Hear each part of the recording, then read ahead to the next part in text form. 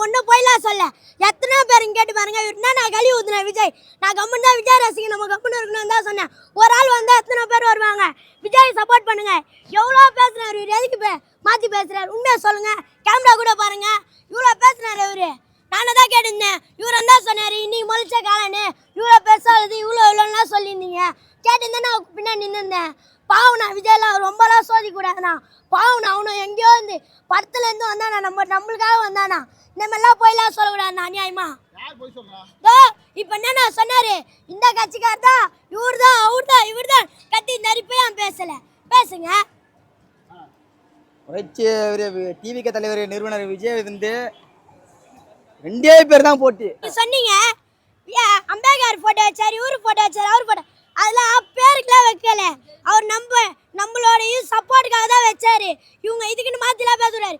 எந்த யாரை வேணா கேளுங்க, டிவி கேக்கு தான் ஓட்டு போடுவாங்க. இவ்வளோ பேசுனாரு டிவி கேக்கு சப்போர்ட் பண்ணாம.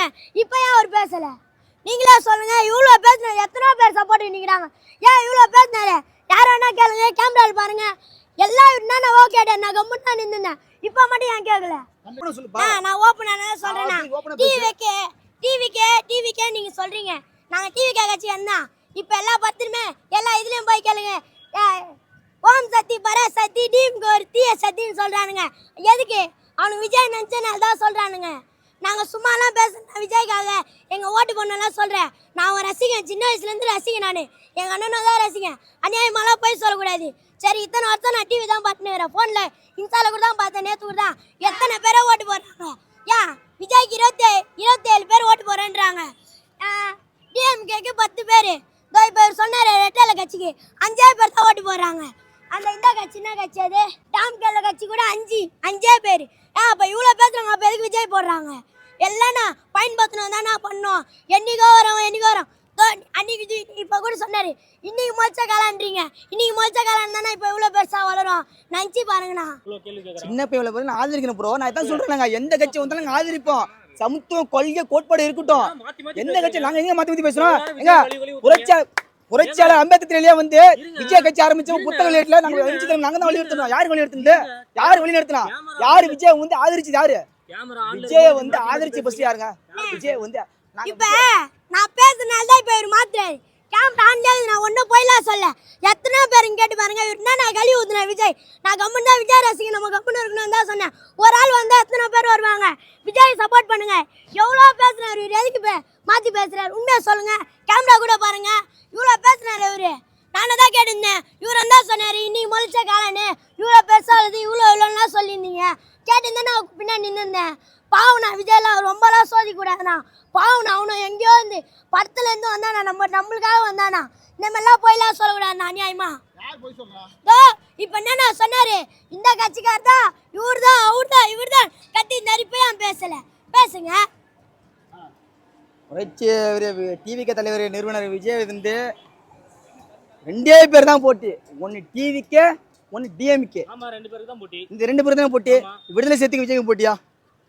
விடுதலை சிறுத்தை கட்சிக்கும் டிவிக்கும் போட்டியா? விடுதலை சிறுத்தைகள் கட்சிலாம் ஒரு ஆள் இல்லைங்க. அவங்க முன்னாடி சொல்லுங்க. சுயேட்சையா நில்ல. சிதம்பரம் தொகுதி தான் தொல் திருமாவளவன் நிப்பாரு. என்ன அதே தொகுதியில என் தளபதியை நான் நிக்க வைக்கிறேன். அதே தொகுதியில நீ சுயேட்சையா நில்லு. கூட்டணி போடாத. கூட்டணி போடாம நீ நின்று வென்றுவா. அதுக்கப்புறம் நான் சொல்றத ஒட்டுக்கிறேன். அதே தொல் திருமாவளவரை நாங்கள் அம்பேத்கர் இதோட நாங்கள் கூப்பிட்ருக்கோம். எப்போ தொல் திருமாவளவன் வரன்னு சொன்னவர் வரல.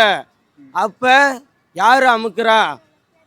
சரி அப்படி இருக்கட்டும் அப்படின்ட்டு சொன்னார் தளபதி. ஏங்க அவர் இப்படிலேருந்து இப்படி வந்தவர். ஃபர்ஸ்ட் வெற்றி படத்துலேருந்து வந்தவர்.